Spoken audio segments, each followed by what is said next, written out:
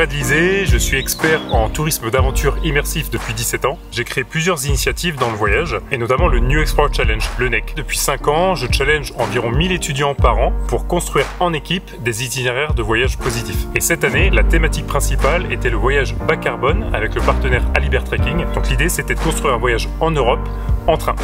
Et donc là, avec l'équipe d'Alibert, on est venu en repérage à travers 2 pays, la République tchèque et la Slovaquie, tout en train. Au niveau de l'itinéraire, on est parti de Paris. On a fait une première expérience en train de nuit. C'était quelque chose d'assez exceptionnel. Donc on est tout de suite en immersion dans le voyage. On se couche dans une destination, dans un décor. Et en fait, on se réveille avec de nouveaux paysages et dans une autre destination.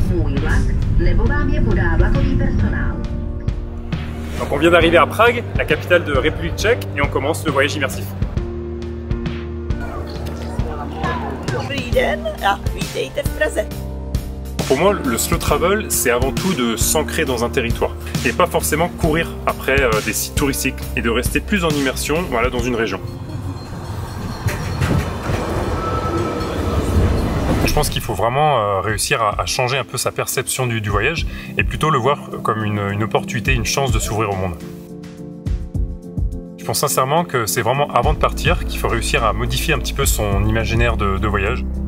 De revenir à l'essentiel, donc les rencontres, l'humain, le partage et la découverte. Et donc au départ de Prague, on a traversé toute la République tchèque. L'un des moments marquants pour moi, ça a vraiment été, je pense, la rencontre avec Aleš, donc notre guide local tchèque. Vraiment inspirant, très intéressant et en fait il était vraiment drôle, donc on a passé une super semaine avec lui. Vítejte v Českém Švýcarsku, v Národním parku National Park Bohemians-Vizlet. Close German border, and there is magnifique Pravčická brána. Le slow travel donne un rapport au temps et au voyage complètement différent. En fait, ça nous permet de prendre notre temps, de vraiment faire des rencontres marquantes. On se laisse porter par le voyage, on est vraiment en véritable immersion dans une culture ou une destination. Et je pense que c'est vraiment le moyen de revenir transformé d'une aventure ou d'un voyage.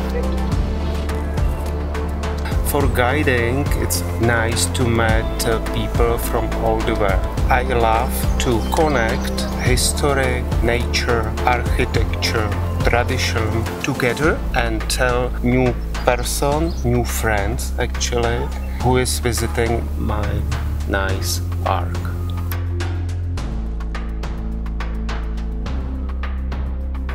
Alors ça y est, après quelques jours en République tchèque, on prend le train direction la Slovaquie pour Strava. Pour à nouveau une petite semaine.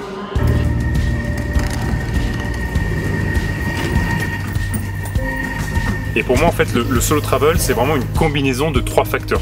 C'est avant tout les rencontres humaines, c'est aussi ce qu'on appelle les mobilités douces. Donc c'est découvrir une destination avec forcément un faible impact carbone tout en ayant des activités sportives comme le kayak, la randonnée ou effectivement le vélo. Et le 3e facteur pour moi ce serait effectivement les activités participatives, découvrir le mode de vie des locaux en fait et des habitants.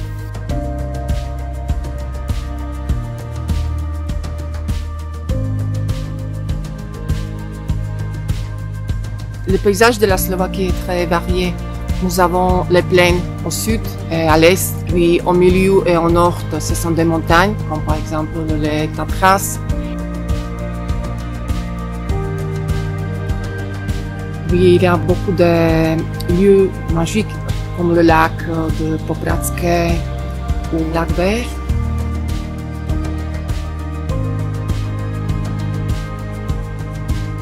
Avec l'équipe Alibert, on est vraiment satisfait et très heureux d'avoir réalisé ce repérage, ce qui va permettre de découvrir le terrain pour les futurs voyageurs qui pourront partir dans cette zone de l'Europe, avec cette dimension justement d'immersion, de découverte culturelle et de réduction de son impact carbone.